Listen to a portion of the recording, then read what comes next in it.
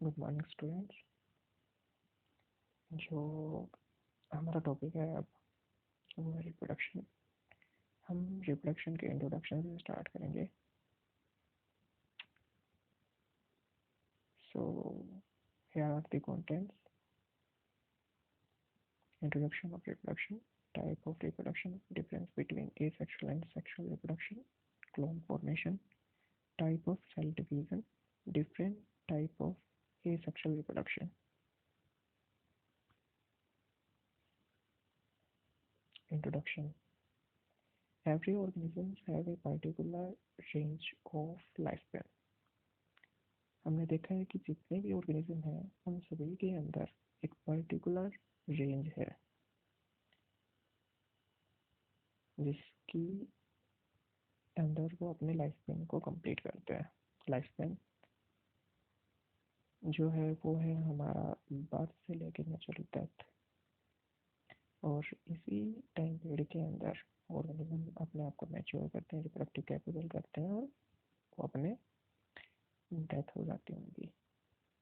अब हम second point की तरफ आते हैं और देखते हैं कि एक्चुअली में रिप्रोडक्शन की क्या इन्वॉल्वमेंट है इस लाइफ प्रोसेस के, इस पूरे लाइफ स्पैन के अंदर। तो यहाँ पे मैंने क्वेश्चन राइज किया है, what's make continuity of generation after generation. किसी भी ऑर्गेनिज्म की जनरेशन कैसे मेंटेन रहती है। जैसे हम पास्ट में देख चुके हैं कि बहुत टाइप के ऑर्गेनिज्म ऐसे हैं जो एक्सटिंक्ट हो चुके हैं, जो अपने जनरेशन को मेंटेन नहीं कर पाए। तो अब क्या ऐसी चीज़ है जो ऑर्गेनिज्म आज के टाइम पे सर्वाइव कर रहे हैं, वो उनको मेंटेन कर रहे हैं, अपने जनरेशन को मेंटेन कर रहे हैं। तो आंसर इज रिप्रोडक्शन। रिप्रोडक्शन एक ऐसी चीज़ है, ऐसा प्रोसेस है जो कि इनकी कंटिन्यूटी को मेंटेन किए हुए है। अब रिप्रोडक्शन की इम्पोर्टेंस देखते हैं। जैसे कि हम सेल की साइकिल के अंदर जब हम देखते थे, तो इस सर्कल के अंदर से जहाँ से हमारी आर्क स्टार्ट होगी वहीं पे ख़त्म हो जाती है।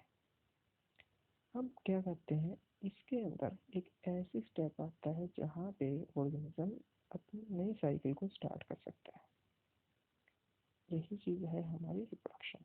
एक सेल दूसरी सेल को ओरिजिनेट करेगी। अब हम इसको थोड़ा सा और डिटेल में देखते हैं।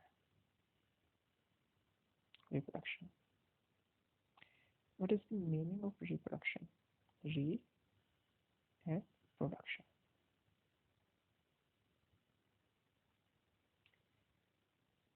Reproduction is defined as a biological process in which is a biological process in which an organism gives rise to young ones similar to itself. हम देख सकते हैं जो भी हमारे ऑर्गेनिज्म है वो क्या करते हैं, अपने ही जैसे ऑर्गेनिजम्स को प्रोड्यूस करते हैं, ह्यूमन्स को प्रोड्यूस करते हैं। और अपने ही जैसे ऑर्गेनिज्म को प्रोड्यूस करना क्या कहलाता है? रिप्रोडक्शन। री दोबारा प्रोडक्शन मतलब ऑर्गेनिज्म को प्रोड्यूस करना। और जो प्रोड्यूस हो रहे ऑर्गेनिज्म है वो भी कैसे सिमिलर होंगे? उन्हीं के पेरेंट्स जैसे होंगे। पेरेंट्स से उनकी सिमिलरिटीज क्यों है? इसके पीछे का रीज़न है inheritance. Inheritance meaning the transfer of characters from parent generation to next generation. Parents से जो आपके ऑर्गेनिज्म के अंदर कैरेक्टरिस्टिक्स हैं, इंफॉर्मेशन है, जो ट्रांसफर हो रही है, उस चीज़ को बोला जाता है रिप्रोडक्शन। नेक्स्ट जो पॉइंट इसके अंदर बताया गया है, मेंशन किया गया, वो क्या है? Reproduction enables the continuity of generation after generation. किसी भी लिविंग ऑर्गेनिज्म की कंटिन्यूटी या स्पीसीज की कंटिन्यूटी को बनाए रखने के लिए हमें किस चीज़ की जरूरत पड़ेगी? रिप्रोडक्शन की बहुत ज़्यादा ज़रूरत पड़ेगी। डायग्राम से समझते हैं इस चीज़ को। पहले हम देखते हैं क्या है हमारे पास में। जो फर्स्ट है, जो हमारा फर्स्ट है वो है आपका अमीबा। अमीबा क्या किसके अंदर गया? ग्रोथ के अंदर। सेकेंड स्टेज जो भी ग्रोथ हो रही है, ग्रोथ होने के बाद में सही में क्या हुआ, ये डिवाइड करने के लिए जा रहा है। अब इस डिवीजन के पीछे एक रीज़न है, और रीज़न क्या है? साइटोप्लाज्म बाय न्यूक्लियोप्लाज्म की रेशो। जब ये रेशो मेंटेन नहीं रहती है या उसके बीच में डिस्टर्बेंस आता है तो सेल्स किसके अंदर जाती है? ब्रेकडाउन के अंदर जाती है, सेल टूटती है। इसलिए ये सेल अनस्टेबल कंडीशन में है और अनस्टेबल होने की वजह से ये सेल्स दो चीज़ों के अंदर ब्रेक डाउन हो रही है, दो सेल्स के अंदर डिवाइड हो रही है, ताकि न्यूक्लियस और साइटोप्लाज्म, न्यूक्लियस और साइटोप्लाज्म की जो रेशियो है, जो रेशियो है ये क्या है, मेंटेन रहे। इस रेशियो को मेंटेन करना बहुत ज़्यादा ज़रूरी है, इसी की वजह से आपकी क्या होगी, सेल्स मेंटेन रह पाएंगी। चलो नेक्स्ट टॉपिक को देखते हैं। यहाँ पे हमारा टॉपिक है टाइप ऑफ रिप्रोडक्शन। अब देखो सभी को पता होगा कि जो टाइप है रिप्रोडक्शन के, वो मेनली दो टाइप यूज़ किए जाते हैं। वो है, एक है एसेक्सुअल रिप्रोडक्शन जो कि ये है, सेकेंड वन है हमारा सेक्सुअल रिप्रोडक्शन। एसेक्सुअल रिप्रोडक्शन के अंदर जो मेन पॉइंट है वो यहाँ पे मेंशन किए हुए हैं, तीन मेन पॉइंट है। इसमें से सबसे ज़्यादा इंपॉर्टेंट पॉइंट लास्ट पॉइंट है। फर्स्ट पॉइंट को हम देखते हैं, इसके अंदर सिंगल पेरेंट इन्वॉल्व होता है और इसके अंदर टू पेरेंट्स इन्वॉल्व होते हैं। थर्ड सेकंड पॉइंट के अंदर देखते हैं आप, सेकंड पॉइंट के अंदर यह है, एसेक्सुअल रिप्रोडक्शन के अंदर विदाउट गैमेट फॉर्मेशन, जो यंग वंस की प्रोडक्शन हो रही है वो विदाउट गैमेट प्रोडक्शन के अंदर हो रही है। लेकिन ये प्रोसेस यहाँ पे हो भी सकता है, नहीं भी हो सकता, लेकिन सेक्सुअल रिप्रोडक्शन के अंदर ये कन्फर्मली होगा। अब हम बात करते हैं लास्ट पॉइंट जो कि काफ़ी ज़्यादा इंपॉर्टेंट है, विदाउट फर्टिलाइजेशन। सबसे मेन डिफरेंस यही है कि यहाँ पे जो ऑर्गेनिज्म है वो विदाउट फर्टिलाइजेशन के प्रोड्यूस होगा। रिप्रोडक्शन के अंदर क्या है, ये फर्टिलाइजेशन के साथ ही प्रोड्यूस होगा। इस चीज़ को बोला जाएगा आपका सेक्सुअल रिप्रोडक्शन, और जिसके अंदर ये फर्टिलाइजेशन प्रोसेस नहीं हो रहा उसको बोला जाएगा एसेक्सुअल रिप्रोडक्शन। दोबारा से देख लेते हैं एक बार थोड़ा सा कंफर्म करने के लिए। एसेक्सुअल रिप्रोडक्शन जहाँ पे प्रोडक्शन हो रही है सिंगल पेरेंट के इन्वॉल्वमेंट, या फिर इस टर्म को देखते हैं एक बार, एसेक्सुअल रिप्रोडक्शन। एसेक्सुअल रिप्रोडक्शन के अंदर एसेक्सुअल, ए का मतलब क्या है, विदाउट सेक्सुअल प्रोसेस के थ्रू से जब आपकी प्रोडक्शन हो रही है जंगल्स या ऑर्गेनिजम्स की, उसको बोला जा रहा है एसेक्सुअल रिप्रोडक्शन। और जिसके अंदर सेक्स प्रोसेस यूज हो रहा है प्रोड्यूस करने के लिए जंगल्स को, उस चीज़ को बोला जाएगा सेक्सुअल रिप्रोडक्शन। क्लियर है? चलो अब हम चलते हैं नेक्स्ट स्लाइड के ऊपर। नेक्स्ट स्लाइड के अंदर क्या है, ये मैंने पहले भी डिस्क्राइब किया है आप लोगों को, चलो फिर से भी देख लेते हैं, देखें क्या लिखा है। In this method a single individual parent is capable of producing offspring. जो आपका ऑर्गेनिज्म है वो प्रोड्यूस कर सकता है, किसको, ऑफस्प्रिंग को प्रोड्यूस कर सकता है, सिंगल पेरेंट, ठीक है, as a result of the offspring that are produced not only identical to one another but also exact copy of their parents। क्या बोला गया है कि जो ऑर्गेनिज्म है वो केवल प्रोड्यूस नहीं हो रहे, वो वहाँ पे बिल्कुल एग्जैक्ट कॉपी है, एग्जैक्ट कॉपी है, कॉपी से जो एग्जैक्ट कॉपी से वहाँ पे जो बन रहे हैं, इसका मतलब क्या है, कॉपी का मतलब है क्लोन फॉर्मेशन, जिसके लिए वर्ड भी डाला गया है, ये रहा, ये रहा क्लोन। अब ये जो क्लोन वर्ड डाला गया है ये किस चीज़ को रिप्रेजेंट कर रहा है, क्लोन रिप्रेजेंट कर रहा है मॉर्फोलॉजिकल, मतलब एक्सटर्नल कैरेक्टरिस्टिक्स या अपीयरेंस कैसी है, साथ ही साथ में जेनेटिकल, जेनिटल, जेनेटिकल जो आपकी इंफॉर्मेशन है वो किस तरह से इसको प्रोड्यूस कर रही है, यही चीज़ रिप्रेजेंट करेगी किसको, ये चीज़ रिप्रेजेंट करेगी किसी क्लोन को। क्लोन, क्लोन की प्रोडक्शन हो रही है किसके अंदर, एसेक्सुअल रिप्रोडक्शन के अंदर। सबसे पहला पॉइंट, सिंगल ऑर्गेनिज्म से आ रहे हैं, और सिंगल ऑर्गेनिज्म के आने की वजह से क्या हो रहा है, सिंगल पेरेंट के अंदर आने की वजह से केवल एक ही इंफॉर्मेशन उनके अंदर आएगी, और वो भी कैसी, बिल्कुल अप्रोक्स हाफ, न्यूक्लियस हाफ के अंदर ब्रेक डाउन हो गया और इस तरह से ट्रांसफर हो रहा है। चलो हम चलते हैं हमारे वाले स्लाइड के ऊपर। तो ये मॉर्फोलॉजिकल का मतलब है आउटर अपीयरेंस, और genetical information, genes, characters, gene, chromosomes extra. चलो अब हम देखते हैं इसी को नेक्स्ट स्लाइड के अंदर। अब है एसेक्सुअल रिप्रोडक्शन।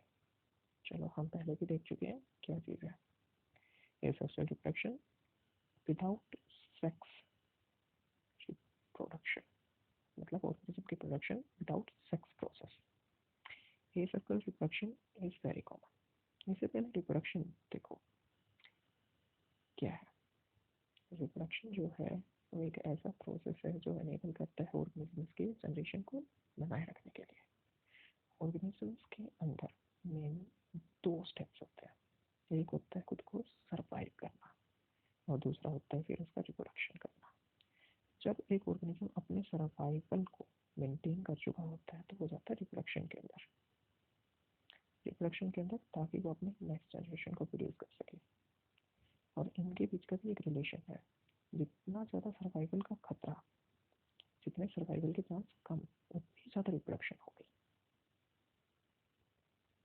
एग्जाम्पल्स के लिए हम एक बात करते हैं, हम ले लेते हैं अंट, चींटी की हम बात करते हैं, उसके एग्स बहुत ज़्यादा है। लेकिन अगर मैं बात करूँ एक ह्यूमन की जिसके सर्वाइवल के चांस बहुत ज़्यादा है, लेकिन उनके जो चाइल्ड हैं, ऑफस्प्रिंग है, वो 2 या 3 तक ही रह जाते हैं, 2 मैक्सिमम आज के टाइम पे। तो रिप्रोडक्शन और सर्वाइवल का एक बहुत गहरा रिलेशन है। अब हम बात कर रहे हैं इसी के अंदर second point, sorry first point की बात करते हैं। Sexual reproduction is common among single celled organism. देखो जो सेक्सुअल रिप्रोडक्शन में बहुत कॉमन रहता है सिंपल ऑर्गेनिजम्स के अंदर। और सिंपल ऑर्गेनिजम्स में क्या करते हैं यहाँ पे सिंगल सेल ऑर्गेनिजम्स, प्लांट या फिर एनिमल्स के भी बहुत सिंपल टाइप जो है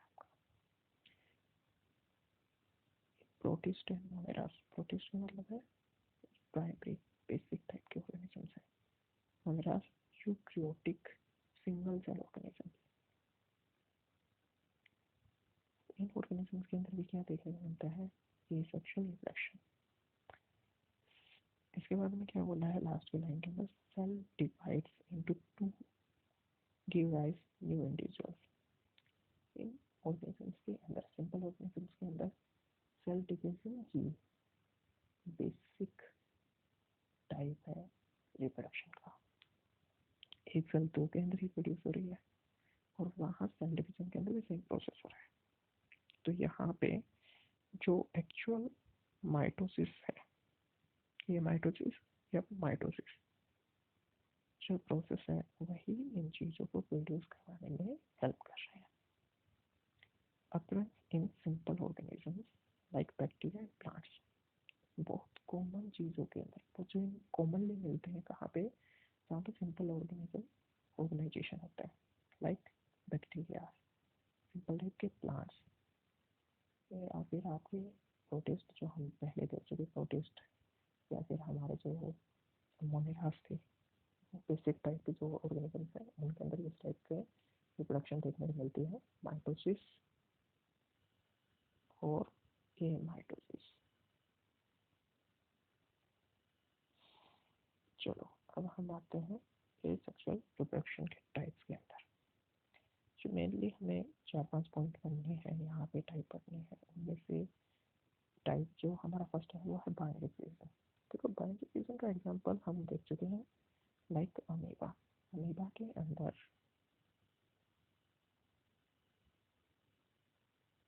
इसके अंदर एक ऑर्गेनिज्म जो हमारा था वो डिवाइड होके 2 सेल्स की फॉर्मेशन कर रहा है। ये हो गया हमारा क्या, बाइनरी फ्यूजन। बाइनरी मतलब दो, बाइनरी जो हमारा है का मतलब है दो। फ्यूजन, फ्यूजन का मतलब है ब्रेक डाउन।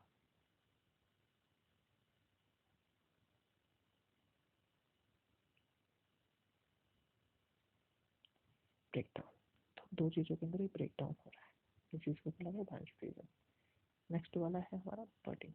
बड, जहाँ पे किसी ऑर्गेनिजम्स के अंदर बड एक छोटी सी गांठ के रूप में नए ऑर्गेनिज्म प्रोड्यूस हो रहा है, उस चीज़ को बोला जाता है बडिंग।